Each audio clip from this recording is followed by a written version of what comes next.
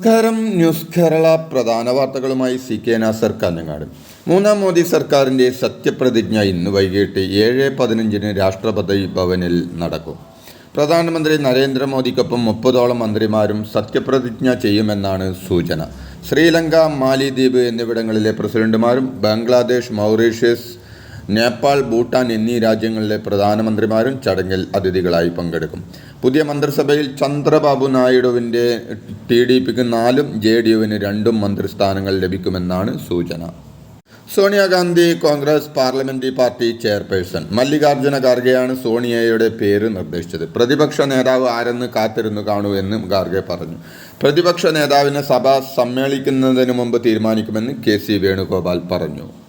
കോൺഗ്രസ് നേതാവ് രാഹുൽ ഗാന്ധി ലോക്സഭാ പ്രതിപക്ഷ നേതാവാകും. Rahul Gandhi Wayanad seat ഒഴിഞ്ഞേക്കുമെന്നും റായ്ബറേലിയിൽ MP തുടരുമെന്നുമാണ് റിപ്പോർട്ടുകൾ. അതേസമയം വയനാട്ടിൽ രാഹുൽ ഗാന്ധിയുടെ ഒഴിവിൽ പ്രിയങ്ക ഗാന്ധി മത്സരിക്കാനുള്ള സാധ്യതയില്ല. കേരളത്തിലെ കോൺഗ്രസ് നേതാക്കളെ തന്നെ പരിഗണിക്കാനാണ് തീരുമാനം. കോൺഗ്രസ് രാഹുൽ ഗാന്ധി പ്രതിപക്ഷ നേതൃത്വ സ്ഥാനം ഏറ്റെടുക്കണമെന്നാവശ്യപ്പെട്ട് പ്രവർത്തക സമിതി പ്രമേയം പാസാക്കി. പ്രതിപക്ഷത്തെ നയിക്കാൻ രാഹുൽ ഗാന്ധിയാണ് ഏറ്റവും യോഗ്യനെന്ന് KC വേണുഗോപാൽ വ്യക്തമാക്കി. മോദിക്കെതിരായ പോരാട്ടത്തിൽ രാഹുലിൻ്റെ നയങ്ങൾക്ക് വലിയ സ്വീകാര്യത കിട്ടിയെന്നും പ്രവർത്തക സമിതിയുടെ വികാരം രാഹുൽ മനസ്സിലാക്കുമെന്നും KC വേണുഗോപാൽ പറഞ്ഞു. രാഹുൽ ഗാന്ധി വയനാട്ടിലെ ജനങ്ങളെ വഞ്ചിച്ചുവെന്ന് CPI നേതാവും വയനാട്ടിലെ ഇടത് സ്ഥാനാർത്ഥിയുമായ ആനി രാജ പറഞ്ഞു. ലോക്സഭാ തെരഞ്ഞെടുപ്പിൽ 2 മണ്ഡലങ്ങളിൽ മത്സരിക്കുന്ന വയനാട്ടിലെ ജനങ്ങളോട് തെരഞ്ഞെടുപ്പിന് മുമ്പ് തന്നെ രാഹുൽ ഗാന്ധി പറയാതിരുന്നത് തെറ്റാണ്. ഭരണഘടന അനുശാസിക്കുന്നതിനാൽ രാഹുൽ ഗാന്ധി 2 മണ്ഡലങ്ങളിൽ മത്സരിച്ചതിൽ തെറ്റില്ല. എന്നാൽ മുൻകൂട്ടി വയനാട്ടിലെ ജനങ്ങളോട് പറയാത്തത് മാത്രമാണ് തെറ്റെന്നും അവർ വിശദീകരിച്ചു. രാഹുൽ ഗാന്ധി വയനാട്ടിൽ നിന്ന് പിന്മാറിയത് രാഷ്ട്രീയ ധാർമ്മികതയ്ക്ക് ചേരാത്ത നടപടിയാണെന്നും അവർ വിമർശിച്ചു. 15ാം കേരള നിയമസഭയുടെ 11ാം സമ്മേളനം ഈ മാസം 10-ന് ആരംഭിക്കുമെന്ന് സ്പീക്കർ AN ഷംസീർ അറിയിച്ചു. ആകെ 28 ദിവസമാണ് സഭ സമ്മേളിക്കുക. ആദ്യ ദിവസം ചോദ്യോത്തരവേളയ്ക്ക് ശേഷം ഫോട്ടോ സെഷൻ ഉണ്ടാവും. ജൂലൈ 25-നാണ് സഭാ സമ്മേളനം അവസാനിക്കുക. ലോക കേരള സഭ ജൂൺ 13, 14, 15 തീയതികളിൽ നടക്കും. ഈ ദിവസങ്ങളിൽ സഭ സമ്മേളിക്കില്ല. സഭയിലെ എല്ലാ ചോദ്യങ്ങൾക്കും മന്ത്രിമാർ ഉത്തരം നൽകണമെന്ന് റൂളിംഗ് നൽകിയതായും അദ്ദേഹം വ്യക്തമാക്കി. TP ചന്ദ്രശേഖരൻ വധക്കേസിലെ പ്രതികൾക്ക് പരോൾ അനുവദിച്ചു. കൊടി സുനി ഒഴികെ 10 പ്രതികൾക്കാണ് പരോൾ അനുവദിച്ചത്. തെരഞ്ഞെടുപ്പ് പെരുമാറ്റച്ചട്ടം പിൻവലിച്ചതിന് പിന്നാലെയാണ് പരോൾ. അതേസമയം തെരഞ്ഞെടുപ്പിന് മുമ്പ് അപേക്ഷ സമർപ്പിച്ചവരുടെ പരോളാണ് അനുവദിച്ചതെന്നാണ് കണ്ണൂർ സെൻട്രൽ ജയിൽ അധികൃതർ പറയുന്നത്.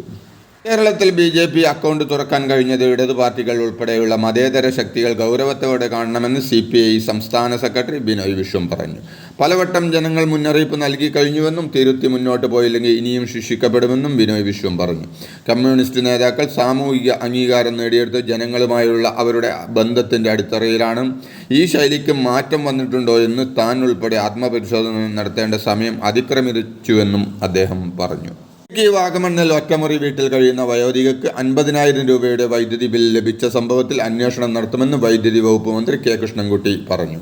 അന്വേഷണത്തിന് ശേഷം ആവശ്യമെങ്കിൽ തുടർ നടപടി സ്വീകരിക്കുമെന്നും മന്ത്രി വ്യക്തമാക്കി. വാഗമൺ വട്ടപ്പതക്കാൽ സ്വദേശി അന്നമ്മയ്ക്കാണ് KSEBയുടെ ബില്ല് ലഭിച്ചത്. ഭീമമായ ബില്ല് ഒഴിവാക്കാൻ പിരിമേഡ് സെക്ഷൻ ചെന്ന് ഓഫീസിൽ വിശദീകരണം നൽകിയെങ്കിലും ഒറ്റമുറി വീട്ടിലെ വൈദ്യുതി ബന്ധം വിച്ഛേദിക്കുകയാണ് KSEB ചെയ്തത്.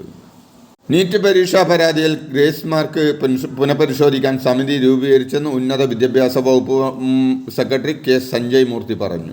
വിദ്യാർത്ഥികളുടെ പരാതിയിൽ പരിശോധിച്ച ശേഷം ഒരാഴ്ചക്കകം റിപ്പോർട്ട് നൽകും.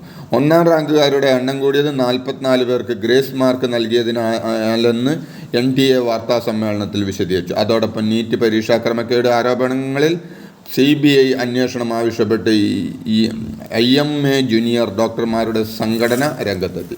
വീണ്ടും പരീക്ഷ നടത്തി സുതാര്യമായ മൂല്യനിർണ്ണയം ഉറപ്പാക്കണമെന്നും ഇല്ലെങ്കിൽ രാജ്യവ്യാപക പണിമുടക്ക് നടത്തുമെന്നും സംഘടന മുന്നറിയിപ്പ് നൽകി. തൃശൂരിൽ DCCയിലെ കൂട്ടത്തല്ലിനെതിരെ കർശന നടപടിയെടുക്കുമെന്ന് KPCC പ്രസിഡന്റ് K സുധാകരൻ വ്യക്തമാക്കി.